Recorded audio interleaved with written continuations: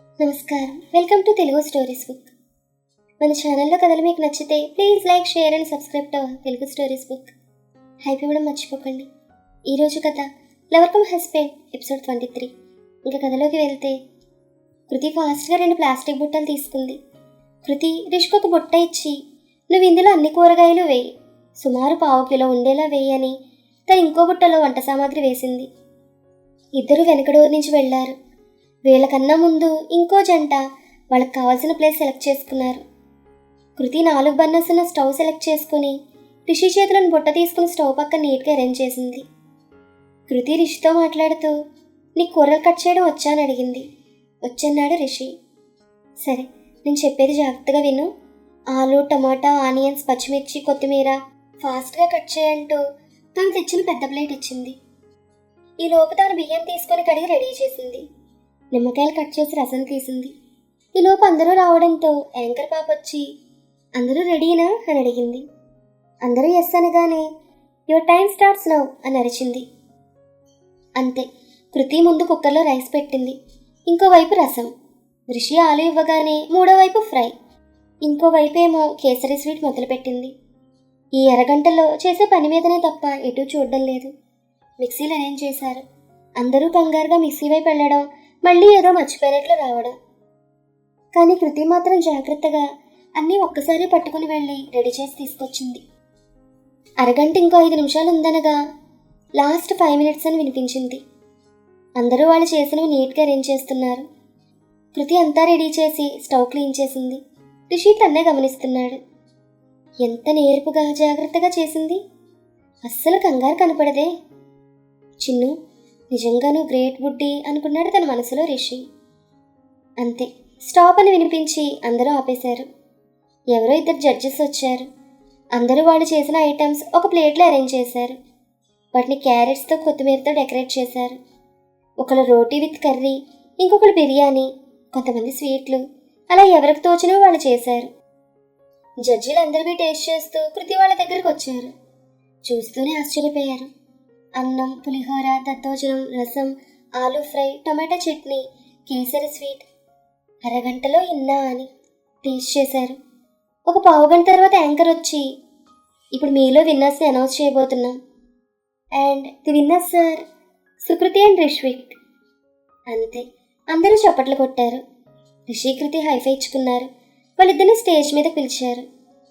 రిషి రాగానే, ముందుగా ఒక మనవి, నేను నా ఫ్రెండ్కి హెల్ప్ మాత్రమే చేశాను. ఈ గెలుపుకు పూర్తి కారణం తనే అన్నాడు. ఇంతలో జడ్జెస్లో ఒక అతను, నాకు ఒక డౌట్ వచ్చింది, దానికి మీరిచ్చే సమాధానం కూడా నాకు నచ్చాలన్నాడు. ఆ మాట కృతి నవ్వుతూ అడగండి.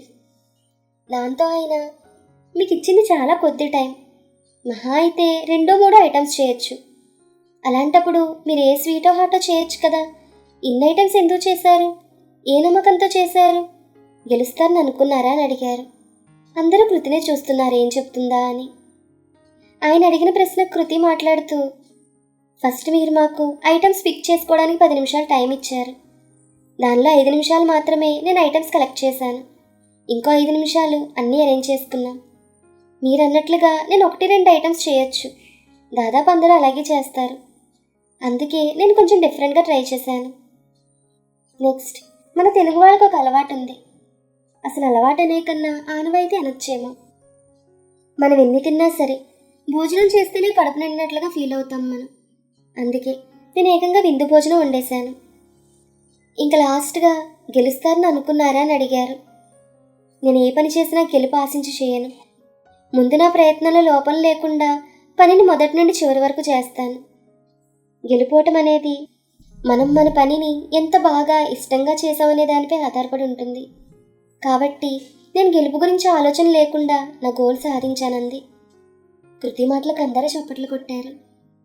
మళ్ళీ యాంకర్ పాప మాట్లాడుతూ, ఇప్పుడు విన్నర్స్కి మన రిసార్ట్ తరపున 10,000 రూపాయల మనీ ప్రైజ్, ఇంకా ఈ కార్యక్రమాన్ని స్పాన్సర్ చేసిన కేకే గ్రూప్ ఆఫ్ హోటల్స్ నుంచి 5,000 మనీ ప్రైజ్ అనగానే కృతి, రిషి షాక్. మనీ క్యాష్గా ఇచ్చారు. అందరికీ అక్కడే లంచ్ అరేంజ్ చేశారు. కృతి, రిషి తింటుంటే ఒక అతను వచ్చి, సుకృతి గారు, మీ లంచ్ అయ్యాక మా సార్ మిమ్మల్ని ఒకసారి కలవమన్నారు. బయట పింక్ కలర్ షెడ్ ఉంది కదా, అక్కడికి రండి అనేసి వెళ్ళిపోయాడు. కృతి రిషి ఫాస్ట్గా లంచ్ కానిచ్చి అతను చెప్పిన వైపు వెళ్ళారు. వీళ్ళు వెళ్ళేసరికి ఇందాక చెప్పిన అతను అక్కడే ఉండి, రండి సార్ మీకోసమే వెయిటింగ్ అని అక్కడున్న అతన్ని చూపించాడు. వయసు 50 పైనే ఉంది. కృతి రిషి వచ్చి ఆయనకు విష్ చేశారు. ఆయన నవ్వుతూ కూర్చోండి అన్నాడు. సార్ ఇంతకీ మీరు అని రిషి అడగగానే, నేను కేకే గ్రూప్ ఆఫ్ హోటల్స్ ఎండి కృష్ణకాంత్ అనగానే కృతి చొప్పున పైకి లేచి, సార్ మీరా, మీ గురించి విన్నాను కానీ చూడడం ఇదే అంటూ రిషిని కూడా పైకి లేవమని సైగ చేసింది. రిషి లేస్తుంటే, పర్వాలేదమ్మా నువ్వు కూర్చో అన్నారు ఆయన. కృతి మొహమాట పడుతూ కూర్చుంది. చెప్పండి సార్ అని అడిగింది. ఇందాక జడ్జిగా వచ్చి నేను క్వశ్చన్స్ అడిగింది మా స్టాఫ్. అతను నీ గురించి పొగుడుతూ చెప్పాడు. అరగంటలో చాలా ఐటమ్స్ చేసామని చెప్పాడు. ఆ టేస్ట్ సూపర్గా ఉన్నదని అనగానే, సరే నీతో మాట్లాడాలని రమ్మన్నాను నేను. నీ గురించి చెప్పు తల్లి అన్నారు ఆయన. ఆయన మాటల్లో ఎంతో వాత్సల్యం కనిపించింది. కృతి తన గురించి బ్రీఫ్గా చెప్పి చెఫ్ అవ్వడం తన లైఫ్ యాంబిషన్ అని చెప్పింది. అంతా వినాయన గుడ్ అని, సరే ఇప్పుడు డిగ్రీ అన్నావు కదా, నెక్స్ట్ హోటల్ మేనేజ్మెంట్ చేస్తావా అని అడిగారు. కృతి అవునన్నట్లుగా తలూపింది. ఆయన కళ్ళజోడు సవరిస్తూ, ఈలోపు మా హోటల్స్లో కొన్ని బ్రాంచెస్లో ట్రైనింగ్ సెషన్స్ జరుగుతాయి. పేపర్లో యాడ్ ఇస్తారు. మామూలుగా అయితే టెస్ట్ పెట్టి తీసుకుంటారు.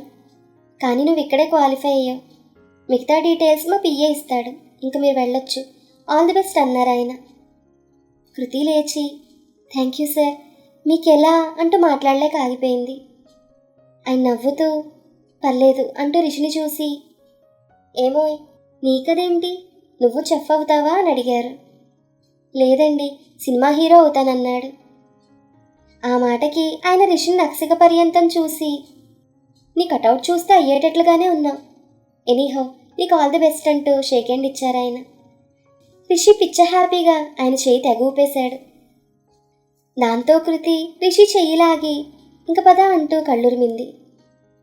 వీళ్ళివతలికి రాగానే వాళ్ళని తీసుకొచ్చిన అతను కృతితో, సార్ మీకు విషయం చెప్పే ఉంటారు, నెక్స్ట్ మంత్ యాడ్ వస్తుంది అన్ని పేపర్స్లో, అది మీకు అవసరం లేదంటూ తన విజిటింగ్ కార్డ్ ఇచ్చి, చూడమ్మా నువ్వు నెక్స్ట్ మంత్ 20 తర్వాత నా నెంబర్కి కాల్ చేసి అడ్రస్కి రా.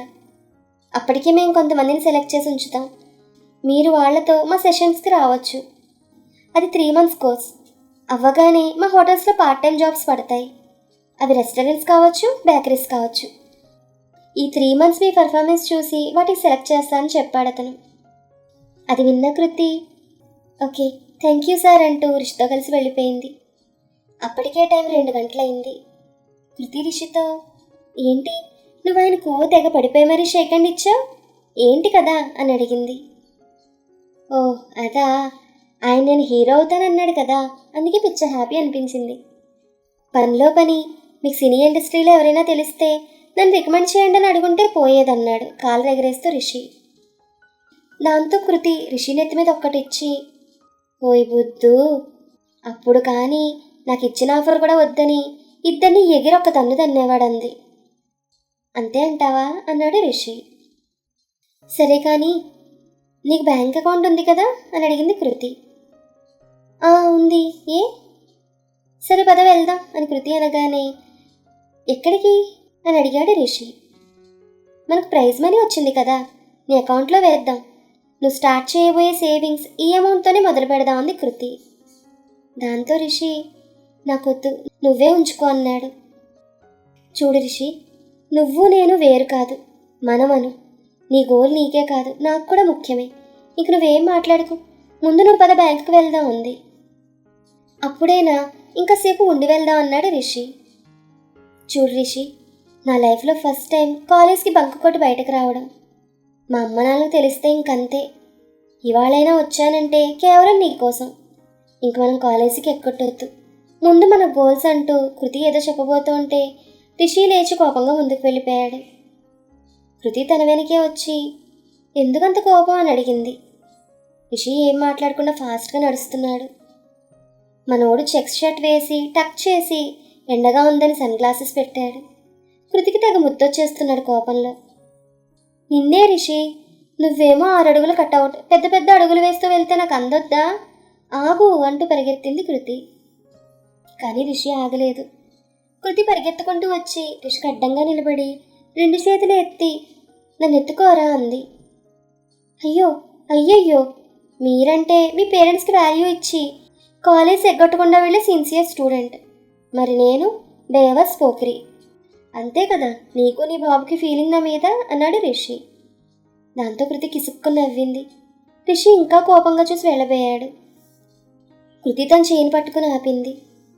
రిషి, ఒకసారి ఎత్తుకుంటావా లేదా, నిన్నే అంది. రిషి కోపంగానే తన నడుమును 2 చేతులతో పట్టుకున్నాడు. చక్కెలగింతగా ఉందంటూ రిషి చేతులు తీసేసింది కృతి. రిషి తన బ్యాక్ సైడ్ నుండి పైకి లేపాడు. ఇద్దరు ఒకరి కళ్ళలోకి ఒకరు చూసుకున్నారు. కృతి తన 2 చేతులతో రిషి మొహాన్ని దగ్గరగా లాక్కుని ముందు తన 2 కళ్ళ మీద, ఆ తర్వాత బుగ్గల మీద ముద్దు పెట్టింది. రిషి కోపంగానే చూశాడు. కృతి తన పెదవులను మూసింది. రిషి ఛాన్స్ దొరికిందని కృతిని ఇంకా గట్టిగా హత్తుకున్నాడు. 5 నిమిషాల తర్వాత కృతి ఇంక దించంది. నువ్విచ్చావు, మరి నేను ఇవ్వొద్దా? అసలే ఏది ఫ్రీగా తీసుకోవడం మా ఇంట వంట లేదమ్మా అంటూ రిషి మళ్ళీ తన పెదవులను అందుకున్నాడు. లవ్ బైట్ అంతే. కృతికి దిమ్మ తిరిగింది. పెదవి నుంచి బ్లడ్. రిషి కంగారుగా దించి, అయ్యో సారీరా, ఇలా అవుతుందని అనుకోలేదంటూ కర్చీఫ్తో పెదవులను తుడిచాడు. కృతి అందంగా నవ్వింది. నొప్పి పుట్టిందా? సారీ చిన్ను, ఇంకెప్పుడు ఇలా చేయనన్నాడు బాధగా రిషి. నీకు అందుకే చనువివ్వాలంటే భయం, కాస్త మోటుదాన్ని తగ్గించు బాబు అంది కృతి. అవును చిన్ను, ఇందాక నేను చేయి పట్టుకున్న అమ్మాయి కూడా ఇదే అంది. నీ గర్ల్ ఫ్రెండ్ ఎలా తట్టుకుంటుందో నిన్నని అన్నాడు రిషి. నీ కోపం పోయింది కదా, ఇంక పద. ముందే చెప్తున్నాను, ఇంకో 3 months వరకు నో హగ్స్ నో కిస్ అంది కృతి. చూద్దాంలే అన్నాడు రిషి. ఇద్దరూ కలిసి బ్యాంకుకు వెళ్ళి రిషి అకౌంట్లో మనీ వేశారు. ఆ నెక్స్ట్ డే అభి కాలేజ్కి వచ్చాడు. రిషి కృతి చాలా హ్యాపీగా ఫీల్ అయ్యారు. కానీ అభి మాత్రం చాలా డల్గా ఉన్నాడు. వాళ్ళిద్దరూ అడిగిన వాటికి పొడి పొడి సమాధానాలు ఇస్తున్నాడు. అది కృతి గమనించింది. రిషి లేకుండా చూసి, ఎందుకు అభి అలా ఉన్నావు, ఏమైందని అడిగింది. అభి న్యూస్ పేపర్ ఇచ్చాడు, లోకల్ ఎడిషన్. అందులో లోపల పేజీలో ఒక మూలకు ఫోటో, కృతి రిషి రిసార్ట్స్లో ప్రైజ్ తీసుకుంటూ. అది చూసిన కృతి స్టన్. అభి చాలా డల్గా, మీ ఇద్దరు అక్కడికి ఎప్పుడు వెళ్ళారు, నాకు చెప్పలేదు అని అడిగాడు. కృతి అభిజయ్ పట్టుకుని, సారీ రాభి, నీకే ముందు చెప్పాలనుకున్నాను, ఈ బోత్ ఆర్ ఇన్ లవ్ అని చెప్పింది కృతి. ఏంటి అన్నాడు అభి. మేమిద్దరం ప్రేమించుకుంటున్నాంరా, ఒకరంటే ఒకరికి ప్రాణం అంది కృతి. మరి నేను అని అడిగాడు అభి. తను ఏ ఉద్దేశంతో మాట అన్నాడని ఆలోచించకుండా, నువ్వు మిత్ర ఇద్దరు నా ప్రాణమేరా, కానీ రిషి నా లైఫ్ అంది కృతి. ఎప్పటి నుంచి అని అడిగాడు అభి. 2 years నుంచి ఇష్టపడుతున్నానంది కృతి. ముందెవరు ప్రపోజ్ చేశారు అని అడిగాడు అభి. తనే, కానీ నేనే ముందు ఇష్టపడ్డాను, కానీ ఆడపిల్లగా ముందు చెప్పలేదంది. ఓహో, మరి విషయం మిత్రాకి తెలుసా అని అడిగాడు. మిత్రాగే కాదు, మా ఇంట్లో అందరికీ తెలుసంది. అంటే అంకుల్కి తెలుసు అనగానే, ఏమన్నారు మరి అని అడిగాడు అభి. నన్ను తీసుకెళ్తానన్నారు, కానీ సుప్రజక్క ఆపింది. వాళ్ళనే ఇక్కడికి ట్రాన్స్ఫర్కి అప్లై చేసుకుని రమ్మంది. మరి వస్తారా? ఏమోరా తెలీదు, అసలు పెద్ద గొడవ అయింది. అసలు ఇక్కడ ఉన్న డౌట్ ఏంటంటే అభి కృతిని లవ్ చేస్తున్నాడని అందరికీ అర్థమైంది. మరి మన కృతి పాపకి ఎందుకు అర్థం అవ్వట్లేదు? కృతి అభి చేతిలో ఉన్న పేపర్ తీసుకుని టెన్షన్గా, ఇప్పటికీ ఎంతమంది చూశారు, డాడీకి తెలిస్తే ఇంకేమైనా ఉందా అంది. చూస్తే తప్పేముంది, నేను మిత్ర కూడా మీతో ఉన్నామని చెప్తానులే అన్నాడు అభి. అభి మాటల కృతి, అమ్మయ్యా థ్యాంక్స్ రా, నువ్వు గోల్డ్వి అంటూ తలనిమిరింది. అప్పుడే వచ్చిన రిషి, వాడు గోల్డ్ మరి నేను అని అడిగాడు. నువ్వు సిల్వర్ అంది నవ్వుతూ. ఆ నవ్వు చూసి అభి రిషి ఇద్దరు పడిపోయారు. కృతి రిషితో, మనం పేపర్లో పడ్డాం చూడని చూపించింది. రిషి అది చూసి, ఇది మీ బాబు చూడాలి ఏడుస్తాడన్నాడు, కృతికి మాత్రమే వినపడేటట్లు. ఆ మాట కృతి సీరియస్గా చూసింది. ఇంతలో అభి, ఎనీహౌ కంగ్రాట్స్ రా అన్నాడు రిషికి షేక్ హ్యాండ్ ఇస్తూ. ఎందుకు, పేపర్లో ఫోటో వచ్చిందనా?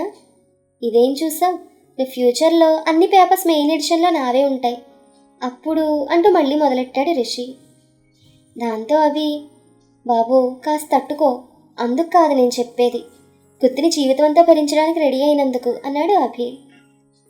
ఆ మాటకి రిషి, ఓహో కృతి చెప్పిందా, నేను చెప్దామంటే ఇది తనే నీకు చెప్పాలని అన్నదనగానే, ఎవరు చెప్తే ఏంటి, కృతి బాగా లక్కీ నేను సెలెక్ట్ చేసుకున్నందుకు అన్నాడు అభి. అభి మాటలు కృతి ఉడుక్కుంటూ, అంటే వాడు కాదా లక్కీ ఫెలో అంది. దాంతో అభి, ఓసి బుద్ధు, ఈ రోజుల్లో మీ అమ్మాయిని తట్టుకునేందుకు చాలా ధైర్యం ఉండాలి, మీ షాపింగ్లు ఖర్చులు అలకలు ఎన్ని భరించాలి అని రిషిక్ కన్ను కొట్టాడు అభి. దాంతో ఇద్దరు నవ్వుకున్నారు. దాంతో కృతి ఇద్దరిని కోపంగా చూసి వెళ్ళిపోయింది. ఒకరోజు మిత్రాకి అభి నుండి కాల్ వచ్చింది. ఎలా ఉన్నావురా అని అడిగింది మిత్ర. ఎలా ఉన్నాను నువ్వు అనుకుంటున్నావు అని అడిగాడు అభి. అభి గొంతులో వెటకారం అర్థమైంది మిత్రకు. అందుకే నీకేంటి బాగానే ఉండుంటావు అంది మిత్ర.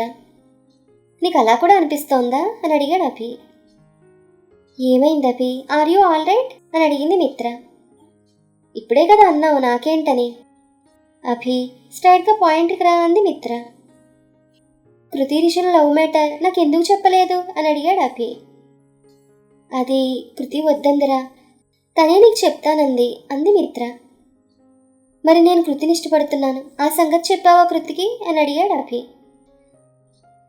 పిచ్చి అభి, ఎవరి లవ్ మ్యాటర్ వాళ్లే చెప్పుకోవాలి.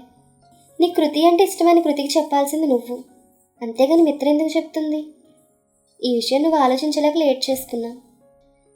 ఈ కథ మీకు నచ్చితే please like share and subscribe to Telugu stories book. Thank you.